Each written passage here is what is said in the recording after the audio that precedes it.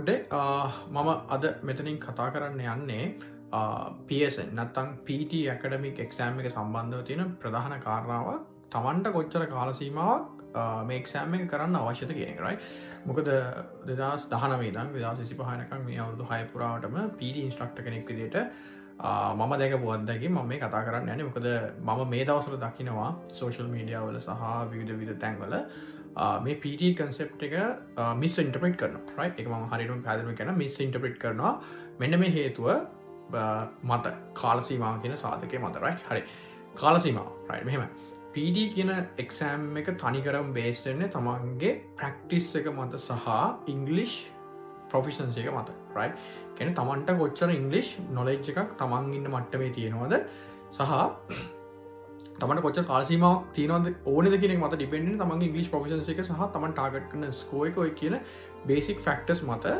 සහ අන්තිම final fact එක වෙන්නේ තමන්ගේ කොච්චර කමිට්මට ගත්තා මේකට ප්‍රක්ටිස්සේ තමන්ට කොච්චර කරන්න පුළන්ද කියෙන මත රයි එතකොට ප්‍රධාන සාධකයක් තමයි ම ස්කෝයක මටුවෙන් ආව තමන්ට කොච්චර ස්කෝ එකක් ඕන රයි හරි අපි උදාහරණයටකමු 4 විසකට හරසි අසුදක විසකට ඕනේ ලක්ුණු 36 රයි ඉට පස්සේ සපලස් 500 විසකට ස්ටඩන්් විසකට ඕනේ University requirement එක ඇරෙන්ඩ Department of Home Affairs Australia requirement එක වෙන්නේ ලකුණු 50යි right අපි හිතමු masters කරන ඉන්න ස්ටුඩන්ට් කෙනෙක්ගේ University requirement එක 58යි ඊට පස්සේ nursing social work special masters bachelors වලට යද්දී 65 each කියන එක නැත්නම් 66 කියලා තියෙනවා දැන් 7 කියන එක IELTS equivalent එක සහ තමන් ස්කිල් මයිග්‍රේෂන් යනකොට 65 හෝ 79 දැන් ඕක තමයි ගොඩක් කට්ටිය ඔන්න කොහේ හරි තැනක තමයි ඉන්නේ right හරි ඊට පස්සේ දැන් උතෙන්ට එනවා තමන්ගේ ඉංග්‍රීසි ප්‍රොෆිෂන්සි එක තමන්ට කොච්චර ඉංග්‍රීසි ප්‍රොෆිෂන්ස් එකක් තියෙනවද තමන්ට අපි සාමාන්‍ය භාෂාවෙන් කියනවා තමන්ට කොච්චර ඉංග්‍රීසි පුළුවන්ද කියන එක right හරි හිතන්න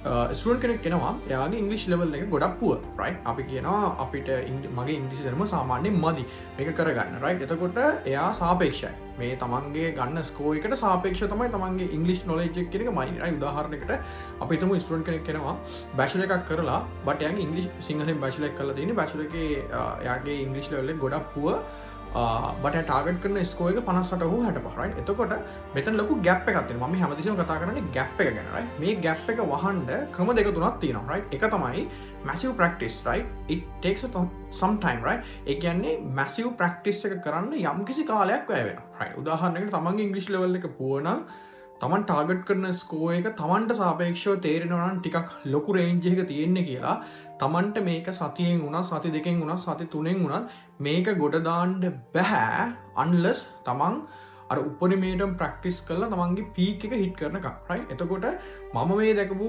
සෝෂල් මීඩියා වල තියෙන ප්‍රධානම දේ TikTok එකේ වේවා Facebook එකේ වේවා groups වල වේවා මේක හෙනම සීරියස් එකක් ගොඩක් ස්ටුඩන්ට්ස්ලා ෆේල් වෙන්න ප්‍රධානම හේතුව වෙන්නේ මේක right මොකද හේතුව මම කවදාකවත් ස්ටුඩන්ට් කෙනෙක්ට කියන්නේ නැහැ ඔයාට මේ ස්කෝ එක සතියෙන් ගන්න පුළුවන් සති දෙකකින් ගන්න පුළුවන් මාසෙන් ගන්න පුළුවන් මාස දෙකකින් ගන්න පුළුවන් නැත්නම් මාස 6කින් ගන්න පුළුවන් කියලා ක්ලාස් එකේ 2019 ඉඳන් ඉඳලා තියෙනවා සමහර ස්ටුඩන්ට්ස්ලා අවුරුද්දක් PT කරපු ඒ වගේම ක්ලාස් එකේ ඉඳලා තියෙනවා සති දෙකකින් PT කරපු මොකද හැමදෙස්සෙම මේක ස්ටුඩන්ට් ගේ තියෙන ඉංග්‍රීසි නොලෙජ් එකට සාපේක්ෂයි right උදාහරණයකට මම කියන්නම් මම මේක ලයිව් උදාහරණයක් ගන්නම් ස්ටුඩන්ට් කෙනෙක් ඉන්නවා PT එක්සෑම් එක එකපාරක් කරලා හොඳට ප්‍රැක්ටිස් කරලා අපි හිතමු AP unit කියන ටූල් එකේ ප්‍රශ්න 13000 ප්‍රැක්ටිස් කරලා හොඳට ප්‍රැක්ටිස් කරපු ස්ටුඩන්ට් කෙනෙක් ලකුණු අරන් තියෙනවා 46ක් right හරි එතකොට එයා ගන්න ඕන ස්කෝර් එක 58 කියලා හිතමු 46ක් 47ක් කියමු ගන්න ඕන ස්කෝර් එක 58 කියලා හිතමු right එතකොට මෙතන තියෙනවා ලකුණු 12ක ගැප් එක right මේ ලකුණු 12 ගැප් එක සතියෙන් දෙකෙන් වහන්න බෑ මේක හරි අමාරු වැඩක් unless එයා ෆේල් වෙලා තියෙන්නේ ලොකු ටෙක්නිකල් එරර් එකක් හරි නැත්නම් ටෙක්නිකල් ඉෂුව කියන අපි කියන්නේ ෆ්ලැග් වෙලා ටෙම්ප්ලේට්ස් ෆ්ලැග් වෙලා හරි මොනවා හරි ලොකු මේජර් ඉෂුව එකක් කරෙන්න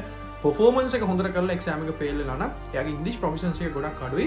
එයාගේ English proficiency එක තව වැඩි කරගන්න තව එක්ක grammar ටික ඉගෙන ගන්න වෙනවා. නැත්නම් ওই reading fill in the blanks ඒව ටික වටේ ඉගෙන ගන්න වෙනවා සහ මෙයා කරන දේවල් individually assess කරන්න වෙනවා. මාසයක් නෙමෙයි මාස දෙක තුනක් ඇසස් කරන්න වෙනවා right එතකොට ඔන්න ඔතනින් තමයි ටර්නින් පොයින්ට් එක වෙන්නේ තමන් කොච්චර කාලයක් මේ එක්සෑම් එක කරනවාද කියන එක right එතකොට මේක හැමෝටම සාපේක්ෂයි කාටවත් බෑ ඩිසයිඩ් කරන්න තමන් සතියෙන් ගොඩ දානවා සති දෙකෙන් ගොඩ දානවා සති තුනෙන් ගොඩ දානවා කියලා right ගොඩක් මම දැකලා තියෙනවා මෙන්න මේක හින්දා ස්ටුඩන්ට්ස්ලා බහුතරයක් ලංකාවේ ඕස්ට්‍රේලියාව හොය වේවා PD කියන concept එක ගොඩක් fail වෙනවා මොකද ප්‍රධාන හේතුව වෙන්නේ කවුරු හරි කෙනෙක් කියනවා ඔයාට අපි සතියෙන් exam එක කොට දාලා දෙනවා සති දෙකෙන් කොට දාලා දෙනවා සති තුනෙන් කොට දාලා දෙනවා right class එකේ time duration එක වෙන එක වෙනම සීමා වෙනම දෙයක් බට් තමන්ගේ ගෝල් එකට යන්න තමන්ට කොච්චර කාලයක් යනවද කියන එක තීරණය කරන එක වෙනම කතාවක්. ඒක ඩිසයිඩ් වෙන්නේ මම අර ඉස්සෙල්ලා කිව්වා වගේ අර කියන ෆැක්ටර්ස් එක. ඒ හින්දා හොඳට මතක තියාගන්න තමන්ගේ නොලෙජ් එක තේරුම් ගන්න. තමන්ගේ ඉංග්‍රීසි නොලෙජ් එක සහ ඉංග්‍රීසි ප්‍රොෆිෂන්සි එක. තමන් කොයි තැනකද ඉන්නේ. ඒක තමන්ට ඇසස් කරගන්න පුළුවන් තමන්ගේ O level A level results වලින් සහ කැම්පස් එකේ කොහොමද තමන් යුනිවර්සිටි එකේ වැඩ කරේ නැත්නම් තමන්ගේ කොහොමද ඉංග්‍රීසි ප්‍රොෆිෂන්සි එක කියලා තමන් දන්නවා. ඩේ ටු ඩේ ඉංග්‍රීසි යූස් වෙනවා right.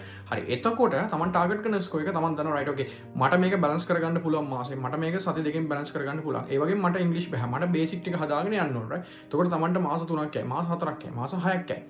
ඒක තමන් ඩිසයිඩ් කරන්න ඕනේ. සහ ඒක ගුරුවරයෙක්ගේ තුලින් තමන්ට එන්න ඕනේ. මෙන්න මේක මෙහෙමයි වෙන්නේ නැතුව මම සති දෙකකින් එක්සෑම් එකකට දාලා දෙනවා. දවසකට පැය 3ක් වැඩ කරා අපිත් එක වැඩ කරා මේක නා එහෙම නෙමෙයි concept එකක් විදිහට මේ එන්න ඕනේ. මොකද මම පෞද්ගලිකව ක්ලාස් පටන් ගන්නවා 2019 ඉඳන් තිබ්බ PT concept එකයි දැන් ලංකාවේ තියෙන PT concept එකයි සම්පූර්ණ වෙනස්. ඒක හින්දා ස්ටුඩන්ට්ස් ලා ලොකු ගාණක් ෆේල් වෙනවා මම ඇස් දෙකෙන්ම දැකලා තියෙනවා right. ඒක හින්දා මම මේ පුංචි වීඩියෝ එක කරේ මේක හරි ජෙනරල් නියුට්‍රල් වීඩියෝ එකක්. ඒක තමන්ට තමයි concept මේ තමන්ට තමන් ගැන ඉගෙන ගන්න දෙයක් කරේ. ඒකින්ද මතක තියාගන්න massive practice needed unless you have good English knowledge right. ඒ කියන්නේ තමන්ට හොඳ ප්‍රැක්ටිස් එකක් ඕනේ මේ එක්සෑම් එකේ ගොඩ දාගන්න. තමන්ගේ ඉංග්‍රීසි නොලෙජ් එක තම යම්කිසි මට්ටමකට වඩා අඩු වෙන්න තියෙනවා. ඒ වගේම තමන්ගේ ඉංග්‍රීසි නොලෙජ් එක ඕකේ නම් කිසි ප්‍රශ්නයක් නැහැ. ටක් ගාලා ක්ලාස් එකට ජොයින් වුණා. බේසික් ටික කරගත්තා. ෆීඩ්බැක්ස් එකක් දෙකක් ගත්තා. තමන් දැනගන්නවා තමන් වැඩි හරි කියලා මොක එක්සෑම් එක කරලා රිවිව් කරගත්තා එක්සෑම් එකට ගියා. right. ඕක තමයි මම මේ කියන්න ගියේ කාල සීමාව කියන එක කොහොමද රඳාපවතින කියන මේ එක්සෑම් එක right. හරි. okay මම චූටි දෙයක් අන්තිමට කියන්නම්. අපේ ක්ලාස් එකේ 2019 ඉඳන් ස්ටුඩන්ට්ස් 1000කට යා දැන් පාස් වෙලා තිනවා. ඕකනේ Google reviews කියලා කියවලා බලන්න පුළුවන්. ස්ටුඩන්ට්ස්ලා කොහොමද පොසිටිව් ෆීඩ්බැක්ස් දීලා තියෙන්නේ කියලා මම චූටි දෙයක් කිව්වොත් එහෙම ක්ලාස් එක ගැන මේ ක්ලාස් එක සති 4 ඉඳන් අවුරුදු එකමාර දෙකක් වෙනකන් ඉඳන් ක්ලාස් එකේ ඉන්න පුළුවන්. Tamanට මේ concept එකක් විදිහට මේ PT exam එක ගොඩ යනකම්. එතකොට අපි කරන්නේ basically මුලින්ම මේකේ තියෙන fundamentals ටික උගන්වනවා right. හරියට උගන්වනවා සෙන්ස් ලෝ විදිහට වෙලාව අරගෙන ඊට පස්සේ තමන්ට ප්‍රැක්ටිස් කරනවා. ප්‍රැක්ටිස් කරනකොට මම ප්ලෑන් එකක් දෙනවා. ඒ ප්ලෑන් එක ඇතුළේ ඉඳගෙන දවස් 3න් 3 අපි ස්ටුඩන්ට්ස් වලට ෆීඩ්බැක්ස් දෙනවා. ඒ ෆීඩ්බැක්ස් යන්නේ ඉන්ඩිවිජුවලි අපි ඇසස් කරන්න ඉන්ඩිවිජුවලි ඇසස් කරලා ඒලා බලනවා ස්ටුඩන්ට්ගේ පර්ෆෝමන්ස් එක කොහොමද කියලා. ඒ පර්ෆෝමන්ස් එක ඕකේ නම් අපි ටීචින් පැනල් එක හැපි නම් විතරයි අපි එක්සෑම් එකට යන්නේ. ඊට අමතරව ක්ලාස් එක ඇතුලේ fill in the blanks, reading and writing fill in the blanks and reading fill in the blanks re-order paragraph වෙනම ඩෙයිලි අපි වීකෙන්ඩ්ස් වල ක්ලාසස් දාලා ලයිව් ක්ලාසස් දාලා හැම ස්ටුඩන්ට් එකම කතා කරනවා.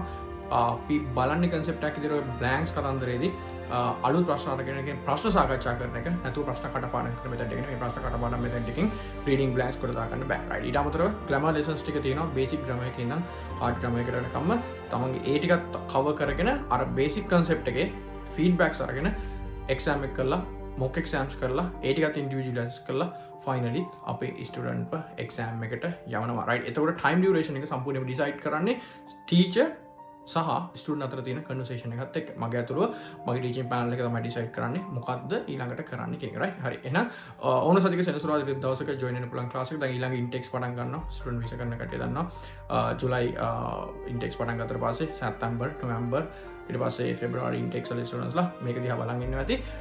ඔයගලන්ට අපේ class එකට join වෙන්න පුළුවන්. WhatsApp එකේ message එකක් තියන්න. message එකෙන් මාත් එක්ක කතා කරලා ඔයගලන්ට